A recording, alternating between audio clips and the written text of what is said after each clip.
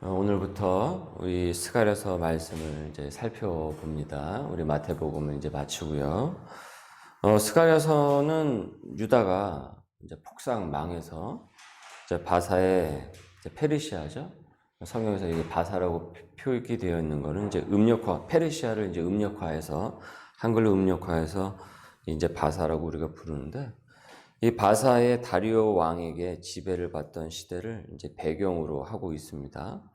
이 와중에 이제 하나님께서 스가랴를 선지자로 불러서 이 당신의 메시지를 이제 유다 백성들에게 전하도록 하신 것입니다. 하나님께서는 이미 이제 전부터 여러 선지자들을 통해서 유다가 이 70년간 이 포로 생활을 할 것임을 이제 말씀을 하셨습니다. 이 그들의 이 어리석음으로 인한 결과였지만은 하나님께서는 이 선지자들을 계속 끊임없이 이제 보내셔서 이제 그들을 다시 재건하고자 함이었던 것이죠. 하나님을 벗어나 우상과 놀아나서 꼴도 보기 싫은 짓을 많이 한 그들이었지만은 스가랴를 통해서 하나님의 이 섭리를 전하도록 하십니다.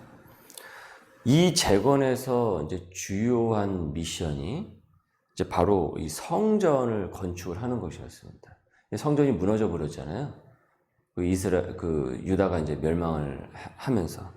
그러니까 이제 다시 이제 성전을 건축을 하면서 이제 나라도 민족이 이제 재건이 되는 것인데, 무너진 성전을 이제 다시 이스라엘 땅에 재건을 해서 이제 신앙을 회복을 하고 이제 민족을 회복해 하시고자 했던 것이죠. 하지만 이 성전 건축이 중단이 됩니다. 이 외부의 이 방해, 그리고 또 이 내부의 욕심으로 이제 이런 것들이 자꾸 불협화음을 일으키다 보니까 이 성전 건축이 이제 멈춰버린 것이죠.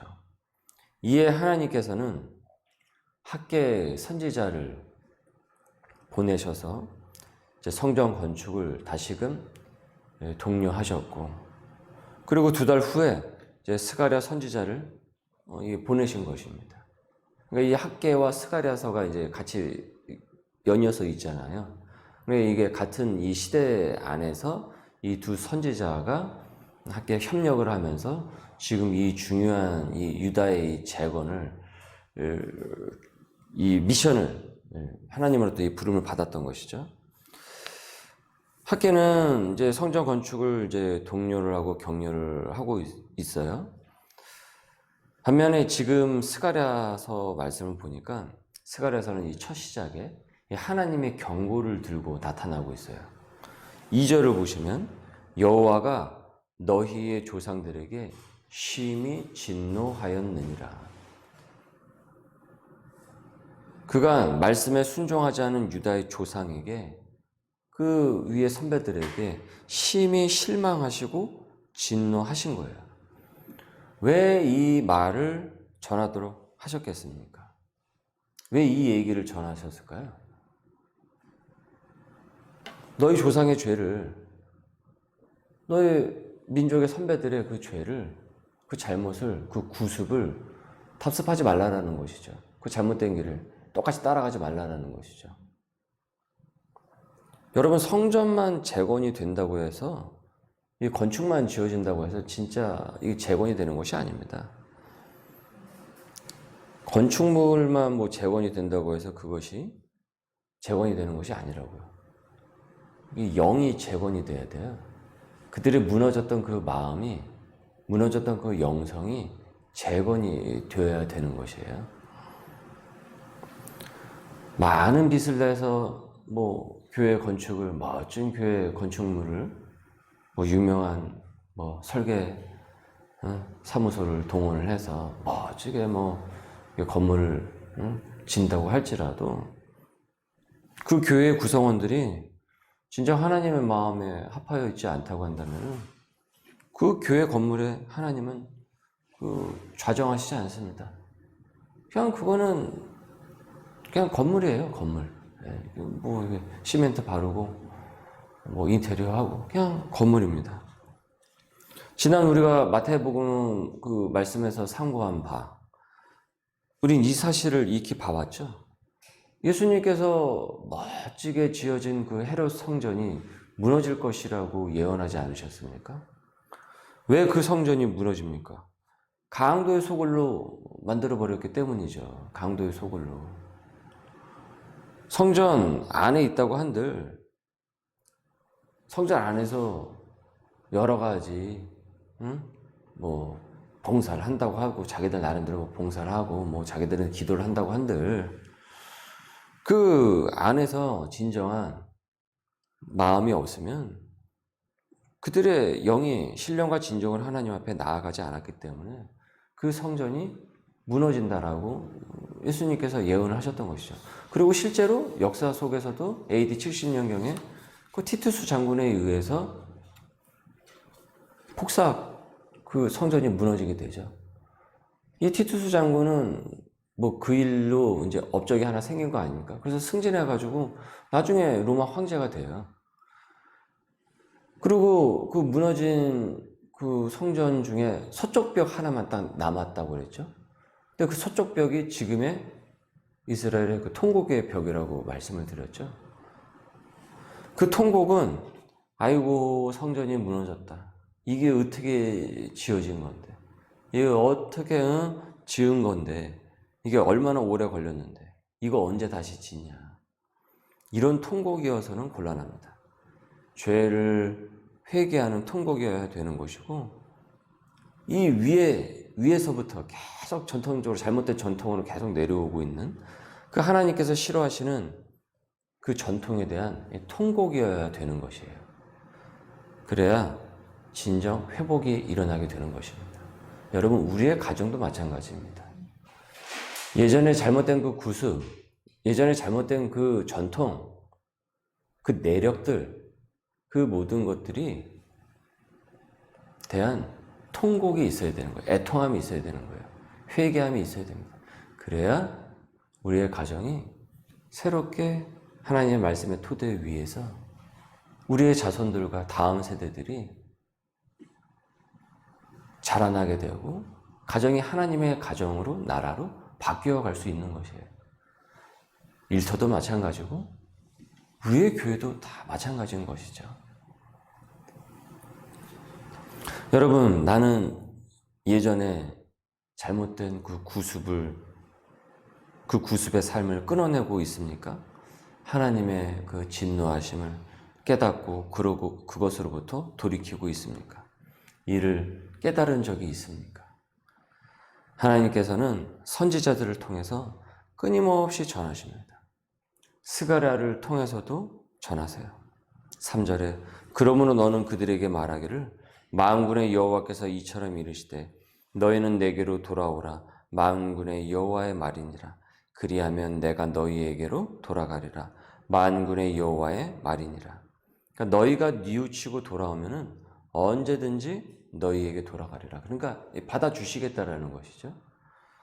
지난 우리 부활절 예배 때 예수님께서 실패한 제자들, 그 제자 도를 저버리고 그냥 물고기나 잡겠다고, 그것도 그 물고기조차도 못 잡아가지고 허탕을 쳐가지고 기진맥진해져 있는 그들을 찾아오신 것을 우리가 상고를 했죠. 베드로에게 나를 너가 정말로 사랑하냐? 그래서 3번을 물으시고 기가 있는 대로 팍 죽어버린 그를 다시 우리 예수님께서 소명으로 그를 재건을 하셨어요. 내 양을 치라고 명하셨습니다. 부활의 예수님을 경험한 베드로는 더 이상 이 옛 구습에 얽매인 삶을 살지 않았어요. 그리고 그 베드로에 의해서 베드로 전후서가 남겨지게 되었던 것이죠. 스가랴를 통해서 하나님께서는요, 숱하게 돌아오라 나는 그 음성을 들었음에도 불구하고 저 귀를 하나도 기울이지 않았던 너희의 이 조상의 잘못을, 옛 구습의 그것을 더 이상 답습을 하지 말고 이제는 거듭나라고 당부를 하신다라는 거예요. 나의 욕심과 교만으로 인해서 하나님의 뜻을 알고도 여러분 고집을 피우고 있다면 이제는 그 고집을 꺾어야 됩니다. 그래야 다시 살 수가 있어요. 재건될 수 있습니다. 회복될 수 있습니다. 여러분 말씀을 들을 때, 읽을 때 내게 찔림으로 다가오는 것은 무엇입니까? 무엇을 깨닫고 있습니까? 그 찔림을 애써 무시하고 있습니까? 아니면 주님의 음성으로 듣고 고쳐 나가고 있습니까? 6절을 보십시오. 내가 나의 종 선지자들에게 명령한 내 말과 내 법도들이 어찌 너희 조상들에게 임하지 아니하였느냐. 이게 무슨 말씀입니까? 그러니까 그렇게 나의 말과 그 법도들, 그것에 대해서 불순종하고 계속 틀린 길로 너희 조상들이 가는 걸 너희들이 보지 않았느냐. 그러니까 결국 그렇게 돼서 어떤 일이 벌어지게 되었느냐. 이와 같은 형벌을 당하고 있지 않느냐. 그러므로 여기가 중요한 거예요. 그러니까 그들이 돌이켜 이르기를 만군의 여호와께서 우리 길대로 우리 행위대로 우리에게 행하시려고 뜻하신 것을 우리에게 행하셨도다 하였느니라. 그러니까 이들이 이렇게 얘기를 했다라는 거예요. 무슨 말입니까? 그렇게 해서 형벌을 받고 그런 고난과 고생 가운데 지금 이와 같은 민족이 뿔뿔이 흩어지고 포로로 잡혀가고 이 난리가 나는 이런 상황이 이와 같이 폭삭 망하는 일들이 지금 우리 민족에게 벌어지게 되었구나. 그것을 인정하게 되었다라는 거예요. 이것을 우리가 틀렸다, 잘못했구나, 범죄했구나. 이래서 이런 고생과 고난이 왔구나 인정했다라는 겁니다. 여러분 심은 대로 거둔다고 했습니다. 심은 대로 거둔다. 죄를 심으면 죄를 거둡니다. 하나님의 뜻을 심으면 복을 거두는 것입니다. 가정의 일터에 우리 교회에 나는 무엇을 이제 심고 있습니까? 무엇을 여러분 심고 있습니까? 무엇을 말하며 어떻게 행동을 하며 이 모든 것들이 다 심는 거예요. 내가 말하는 것, 그 다음에 내가 행동하고 있는 것, 그 모든 것들이요. 내가 머문 그 자리에다가 다 이렇게 심어 놓고 있는 것입니다. 심은 거예요. 그러니까 우리는 무엇을 심고 있냐라는 것이죠. 성도는 구원을 이루시는 하나님의 마음과 섭리를 우리가 깨달아야 됩니다. 그렇기 때문에 오늘도 앞으로도 우리는 하나님의 것을 항상 심어 갈 수 있어야 돼요. 옛날에 잘못된 것을 계속 심어가지고 어차피 황폐화 될 그것을 계속 건져내는 것이 아니라 그것을 우리가 결과물을 보는 것이 아니라 하나님의 것을 계속 심어 나갈 수 있어야 됩니다. 지금 이 스가랴서를 통해서 지금 하나님께서 그것을 얘기하고 있는 것이죠. 이젠 그거 심지 말라는 거예요. 그거 옛날에 그거 잘못된 거 그렇게 해서 지금 이런 결과가 나왔으니까 이런 거 심지 말고 이제는 하나님의 것을 심으라. 바로 재건인 것이죠. 우리가 그렇게 하나님의 마음과 섭리를 깨달아서 주님의 뜻을 우리의 삶 가운데서 우리의 생활 가운데 심어 나간다고 한다면은 그러면 고난의 해석도 명료하게 해석이 되고요. 또 살아나갈 그 길로 우리가 갈 수 있게 되는 것입니다. 회복의 길로 갈 수 있게 됩니다. 잘못된 그 구습을 깨달아 돌이키고 나와 내 주변에 말씀으로 심어서 오늘도 하나님의 뜻과 또 하나님께서 우리에게 주실 그 섭리의 열매를 거둘 수 있는 우리 귀한 소명의 백성들 될 수 있기를 주님의 이름으로 소망합니다. 기도하겠습니다. 하나님 감사합니다. 오늘도 저희들에게 우리의 마음에 말씀으로 심겨질 수 있도록 이 새벽의 시간을 허락하여 주심을 감사드리고 주님의 말씀으로 주님의 뜻을 우리의 생활 가운데 심어 나갈 수 있게 하여 주시고 옛 잘못된 구습을 끊어낼 수 있는 결단력과 의지를 허락하여 주옵소서. 성령 충만케 하여 주옵소서. 오늘도 우리의 삶 위에 주님의 은혜가 흘러넘칠 수 있도록 역사하옵소서. 감사함이 예수님의 이름으로 기도드립니다. 아멘.